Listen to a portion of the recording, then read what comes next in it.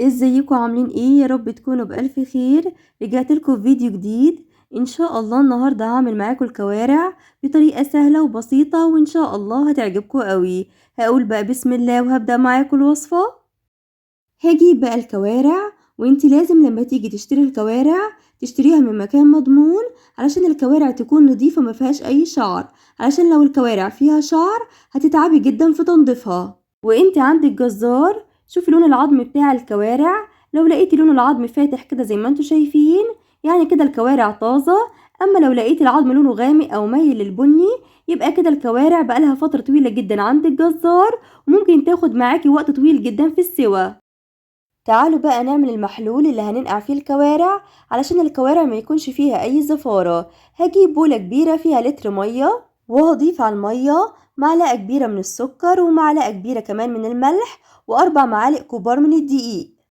هجيب بقى المضرب وهقلب كل المكونات دي مع بعضها كويس جدا، لحد ما اتأكد ان محلول النقع مفهوش اي تكتلات من الدقيق. وفي حاجة نسيت اضيفها في محلول النقع في الاول، وهي ربع كوباية من الخل. هقلب بقى الخل مع بقية المكونات، وكده محلول النقع بقى جاهز معايا. هضيف بقى كل كمية الكوارع اللي معايا في محلول النقع. هسيب بقى الكوارع في محلول النقع لمدة ساعتين. والمحلول ده بيفيدني بإيه؟ بيفيدني إن بيشيل أي زفارة موجودة في الكوارع.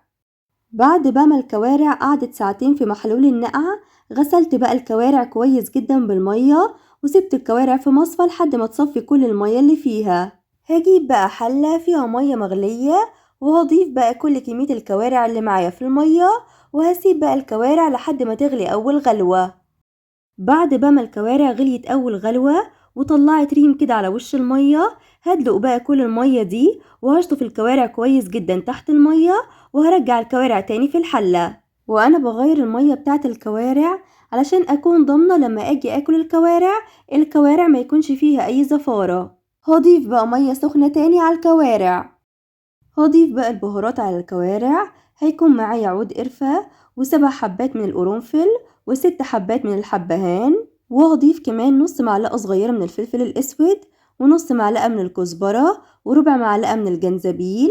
وهضيف كمان ربع معلقة صغيرة من ورق اللورا المطحونة، ولو مش متوفر عندك المطحونة ممكن تضيفي 4 حبات من ورق اللورا الصحيحة.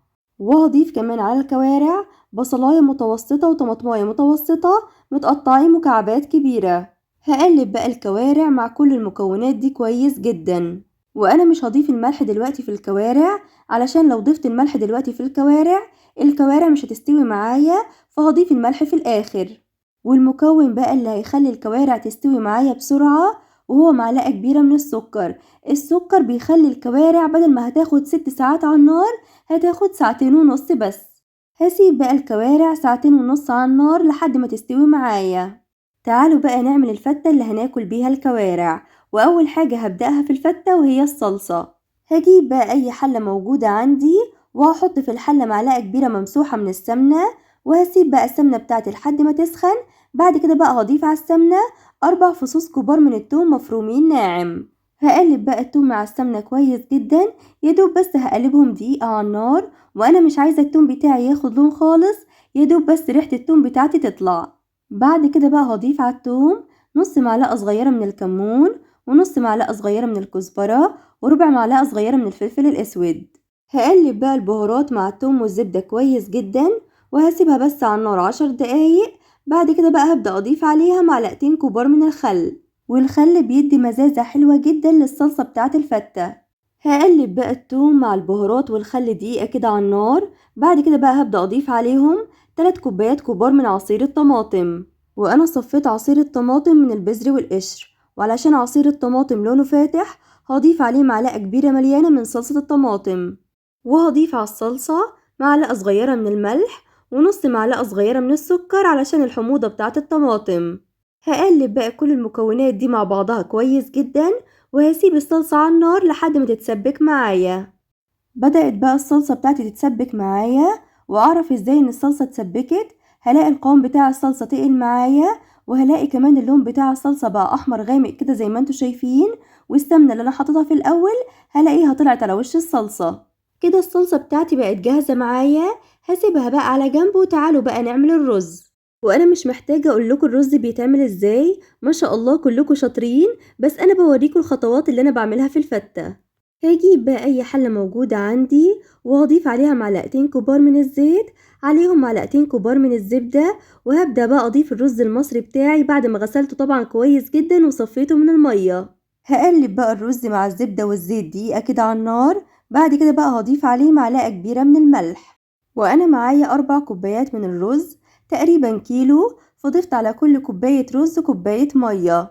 هقلب بقى الرز تقلبتين كده بالمعلقة، وهسيب الرز على نار متوسطة لحد ما المية بتاعت الرز تنشف معايا.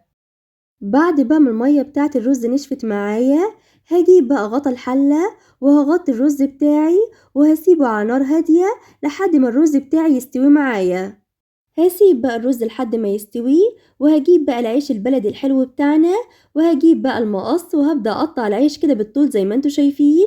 وأنا استخدمت 4 ترغيفة من العيش، انتوا بقى حبيتوا تزودوا أو تقللوا براحتكم.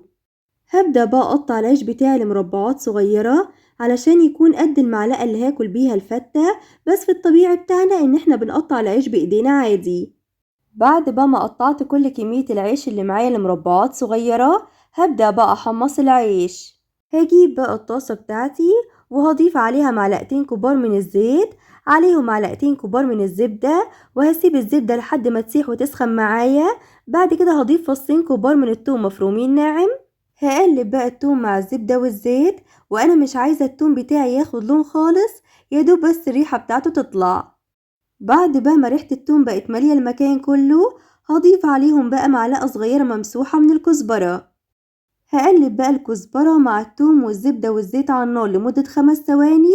بعد كده بقى هضيف عليهم معلقتين كبار من الخل. هقلب بقى الطشة بتاعت العيش شوية كده على النار. بعد كده بقى هبدأ أضيف العيش اللي أنا قطعته. هفضل بقى اقلب العيش مع الطشة لحد ما العيش يتشرب كل الطشة والعيش بتاعي يتحمص معايا. بعد بقى ما العيش يتشرب كل الطشة اللي موجودة في الطاسة والعيش بتاعي يتحمص معايا كده زي ما انتوا شايفين، هبدأ بقى اضيف على العيش ربع كوباية من الصلصة بتاعة الفتة. هقلب بقى العيش بتاعي مع الصلصة، والصلصة بتخلي العيش بتاعي طري شوية. بعد بقى ما قلبت العيش مع الصلصة كويس جدا، شايفين بقى العيش بتاعي بقى لونه حلو قوي ازاي؟ خلاص كده العيش بتاعي بقى جاهز معايا. بعد بقى ما عدت 2.5 ساعة والكوارع استوت معايا، هضيف بقى عليها معلقة كبيرة من الملح، وهقلب بقى الملح مع الكوارع كويس جدا لحد ما الملح بتاعي يدوب معايا. تعالوا بقى نتأكد ان الكوارع بتاعتنا استوت. لو الشوكة دخلت في الكوارع بسهولة يبقى كده الكوارع بتاعتنا استوت.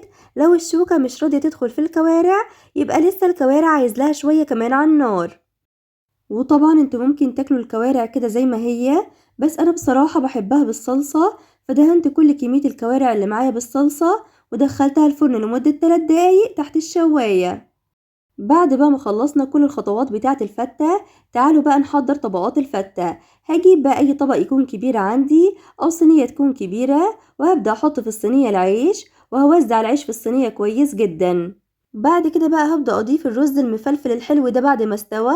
هبدأ بقى اوزع الرز بتاعي كده على كل الصينية. بعد بقى ما وزعت العيش على كل الصينية وحطيت على العيش طبقة من الرز، وبعد ما الكوارع خرجت من الفرن حطيتها على الفتة، وحطيت كمان شوية من الصلصة بتاعة الفتة في أطراف الصينية. بعد بقى ما صينية الفتة والكوارع بقوا جاهزين معايا، تعالوا بقى أدوق معاكم الفتة القمر دي. بجد الفتة كان طعمها خطير، العيش كان شارب من الصلصة ومن الطشة اللي أنا عملتها له، والرز بتاعي كمان كان مفلفل وحلو جدا. بجد لازم تجربوا طريقة الفتة دي هتعجبكم قوي. هدوق كمان الكوارع، شايفين بقى الكوارع بتتقطع معايا بكل سهولة ازاي؟ بجد الكوارع كانت طرية جدا، وكمان كان طعمها حلو قوي ما فيهاش اي زفارة. وانا بصراحة ما كنتش بحب الكوارع، بس بعد ما عملت طريقة الكوارع دي حبيتها قوي. ويا رب الفيديو بتاع النهاردة يكون عجبكم، ولو عجبكم ما تنسوش تشتركوا في القناة وتفعلوا زر الجرس، وتحطوا لي كمان لايك وشير كمان كتير لاصحابكم. لو بتتابعوني من على يوتيوب، لو بتتابعوني من على الفيسبوك، يا ريت تدوسوا زر المتابعة واللايك وشير كمان كتير لاصحابكم، وتكتبوا كمان انتوا بتتابعوني من فين. اشوفكم على خير الفيديو اللي جاي. باي باي.